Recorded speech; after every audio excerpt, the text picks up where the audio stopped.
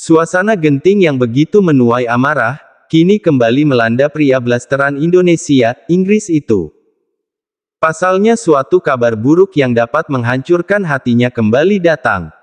"Apa katamu, Adinda pergi kemana?" tanya Al membentak pada orang kepercayaannya. "Mohon maafkan kami Tuan, Nona Adinda dan ayahnya sudah tidak ada di rumahnya semenjak kemarin.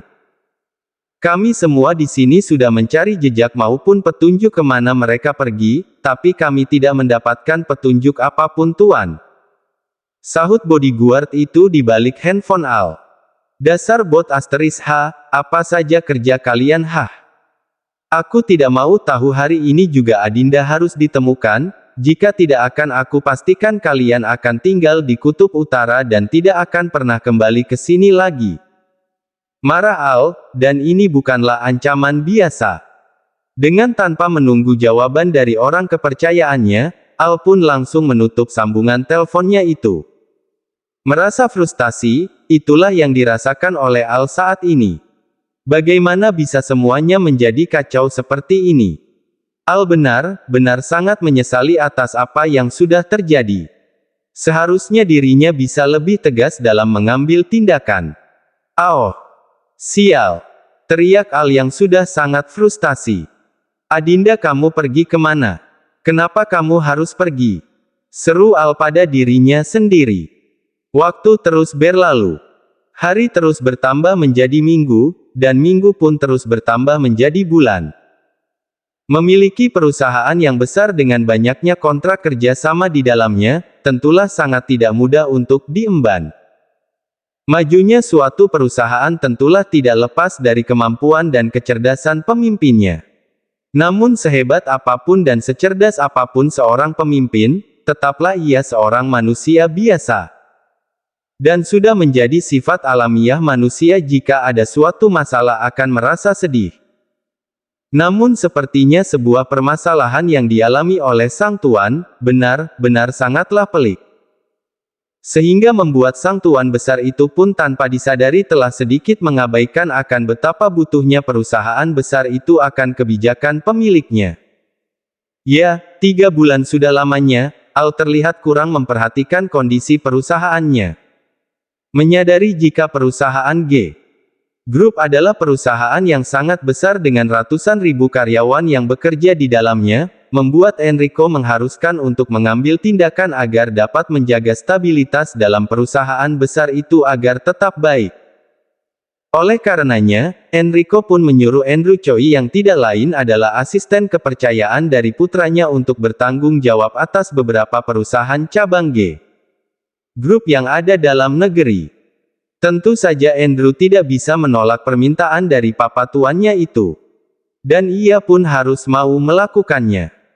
Mungkin bisa dikatakan, saat ini dirinya bukanlah sebagai asisten Tuan Al-nya, tetapi saat ini dirinya sedang menjadi CEO kedua.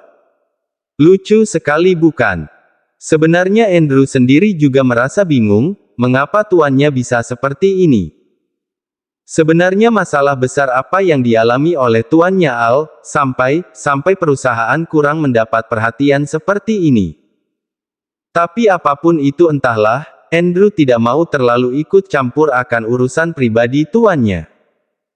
Bahkan selama dirinya menjadi asisten sang tuan pun, Andrew hanya bertugas untuk melakukan pekerjaan yang berhubungan dengan perusahaan dan juga menjaga tuannya dari serangan rivalnya.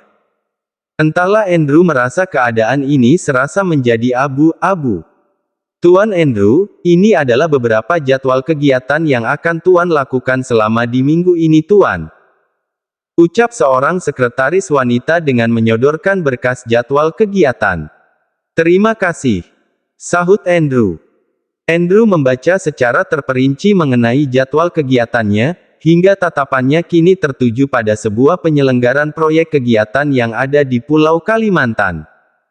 "Ini ada jadwal tinjauan ke Kalimantan?" tanya Andrew. "Benar Tuan, 3 hari lagi Tuan akan melakukan tinjauan ke salah satu proyek pembangunan perbaikan pasar tradisional yang ada di Kalimantan," sahut sekretaris wanita itu yang bernama Rani. "Baiklah, 2 hari lagi aku akan melakukan penerbangan ke sana. Sahut Andrew.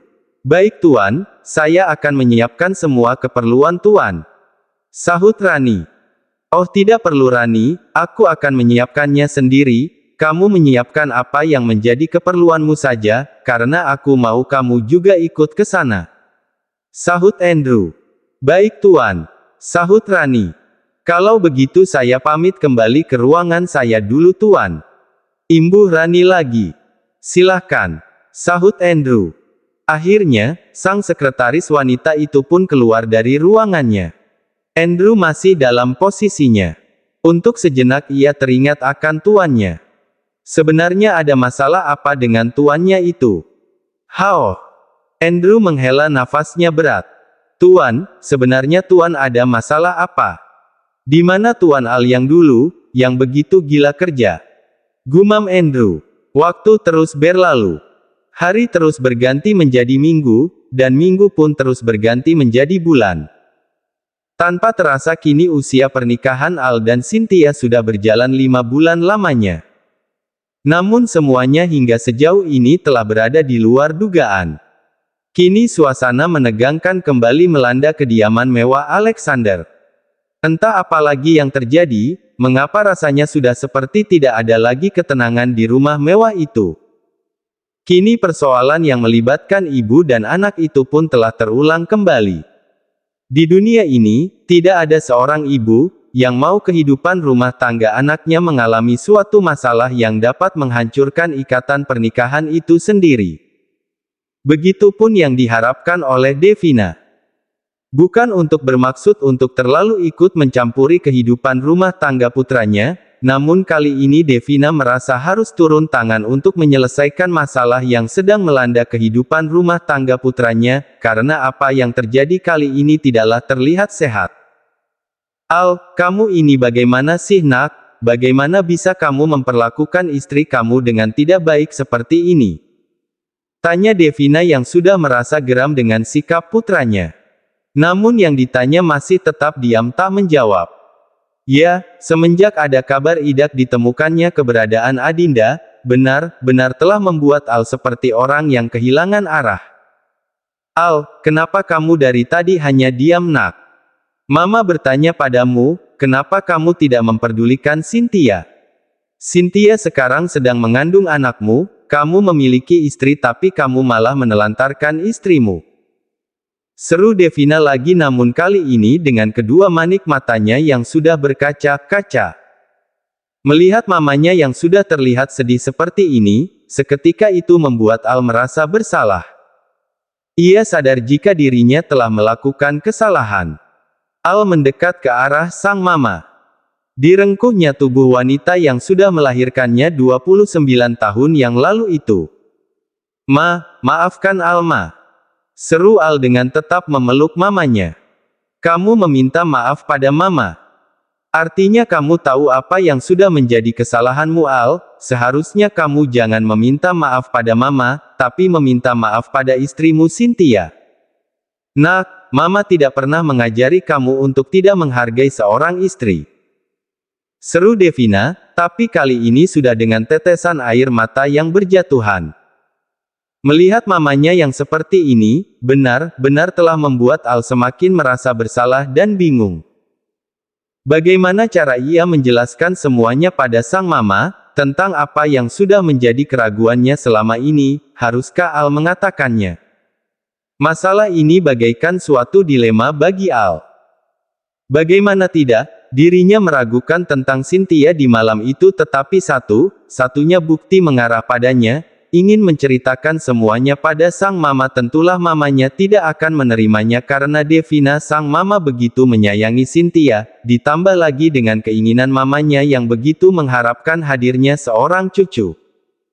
Ini semua benar-benar sulit untuk diberi pengertian. Sungguh semua ini benar-benar menyiksa batin. Semua keraguan ini tidak akan pernah terjadi jika Al tidak pernah dihantui oleh mimpi buruk itu. Sedangkan Cynthia jangan ditanya lagi. Dia sedari tadi hanya duduk diam, begitu sangat menikmati tontonan yang ada di depannya. Cynthia serasa berada di atas angin. Dengan hanya bermodalkan kesedihan dan air mata palsunya telah berhasil membalikkan keadaan menjadi kemenangannya lagi. Al, sekarang kamu jawab pertanyaan Mama dengan jujur nak, kamu ada apa dengan Cynthia? Tanya Devina lagi pada akhirnya. Al terdiam, apa mungkin inilah saatnya ia mengatakan tentang apa yang menjadi keraguannya pada sang mama. Al, kenapa kamu diam terus nak? Mama dari tadi bertanya padamu, kamu ada apa dengan istri kamu Cynthia? Apa Mama yakin akan mendengarkan dan menerima pernyataan dari Al? Tanya Al pada akhirnya, setelah sekian lama tidak menjawab pertanyaan sang mama yang bertubi-tubi. Tentu saja nak, Mama ini adalah mamamu, tentu saja Mama akan mendengarkanmu. Sahut Devina. Dan tidak lama kemudian, Al pun mengarahkan pandangannya pada Cynthia. Cynthia, apa kamu masih ingin di sini? Tanya Al. Gadis yang tengah hamil 5 bulan itu pun menghapus air mata sandiwaranya. Iya mas, aku akan tetap di sini, aku ingin mendengar apa alasan mas tidak pernah peduli padaku. Sahut Cynthia dengan mimik kepuraannya. Hao. Al pun menarik nafasnya dengan cukup dalam. Ma, sebelumnya maafkan Al, sebenarnya Al tidak yakin jika anak yang dikandung oleh Cynthia adalah anak Al. Dan Al ingin setelah anak itu lahir, akan dilakukan tes DNA. Ucap Al langsung pada intinya saat itu juga. Jedar. Bagai disambar petir di tengah mentari. Cynthia membelalakkan kedua bola matanya tak percaya. Ia terkejut bukan main. Bagaimana bisa Al memiliki keyakinan jika anak yang dikandungnya bukanlah anaknya? Dari mana Al tahu jika anak ini memanglah bukan anaknya? Gawat ini benar sangat berbahaya. Cynthia benar sangat terkejut, dan rasanya ia seperti tidak bisa bernafas. Apa maksud kamu Al? Tanya Devina terkejut. Maafkan Alma, sebenarnya Al tidak yakin jika gadis yang sudah Al nodai di malam itu adalah Cynthia, tetapi Adindalah yang sudah Al nodai. Dan dia wanita licik ini, yang sudah ngaku jika dialah korbannya. Ucap Al. Al, apa yang kamu katakan nak, apa kamu sadar dengan apa yang kamu katakan ini? Sahut Devina yang masih tak percaya. Hasil tes DNA akan membuktikan semuanya. Jadi, selama Al masih belum memiliki hasil tes DNA itu jangan harap Al akan menganggapnya sebagai istri. Sahut Al tanpa ada rasa bersalah sedikit pun. Merasa karena kondisi sudah menyudutkan dirinya, Cynthia pun masih tidak ingin kebohongannya terbongkar. Hicks. Apa yang Mas Al katakan? Kenapa Mas bisa bicara seperti itu Hicks? Aku di sini adalah korban Mas Hicks. Apakah Mas tahu Hicks? Dengan susah payah aku mencoba menghilangkan traumaku karena kejadian di malam itu Hicks. Tapi sekarang apa, Mas Al malah mengatakan jika aku wanita licik Hicks. Bahkan Mas begitu tega mengatakan Hicks. Jika anak yang aku kandung bukan anak kandung Mas Hicks. Kenapa Mas Al tega sekali Hicks? Seru Cynthia terseduh, dan dengan tanpa permisi Cynthia pun langsung berlari menuju kamarnya. Cynthia jangan lari nak.